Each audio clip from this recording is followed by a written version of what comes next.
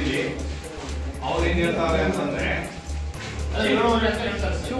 ಈಗ ನೀವು 7:30 ಅಂತಂದ್ರೆ ಇಲ್ಲಿ ಹೊಡೆದು 8:30 9 ಗಂಟೆ ಸ್ಟ್ಯಾಂಡರ್ಡ್ ಆಗಿ 9 ಗಂಟೆ ಇಲ್ಲಿ ಹೊರಟ್ರೆ ಆ ಸೂರ್ಯನ ಕೆಲಸಕ್ಕೆ ತಲುಪದೆ 10:30 6 ಗಂಟೆ ಆಗುತ್ತೆ. ಆ ಮಕ್ಕಳು ಏನ್ ಮಾಡಬೇಕು?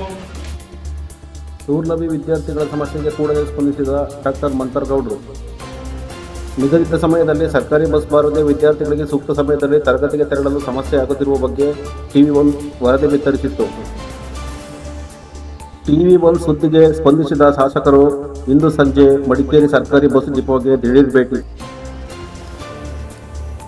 ಈ ಸಂದರ್ಭದಲ್ಲಿ ಡಿಪೋ ಅಧಿಕಾರಿಗಳನ್ನು ತೀವ್ರ ತರಾಟೆಗೆ ತೆಗೆದುಕೊಂಡ ಶಾಸಕರು ಸೋಮವಾರದಿಂದಲೇ ನಿಗದಿತ ಸಮಯಕ್ಕೆ ಸೂರ್ಲಭಿ ಗ್ರಾಮಕ್ಕೆ ಸರ್ಕಾರಿ ಬಸ್ ತೆರಳಬೇಕು, ವಿದ್ಯಾರ್ಥಿಗಳಿಗೆ ಶಾಲೆಗೆ ಹಾಜರಾಗಲು ಯಾವುದೇ ಸಮಸ್ಯೆ ಆಗದಂತೆ ನೋಡಿಕೊಳ್ಳಬೇಕು ಎಂದು ಅಧಿಕಾರಿಗಳಿಗೆ ತಾಕೀತು ಮಾಡಿದರು.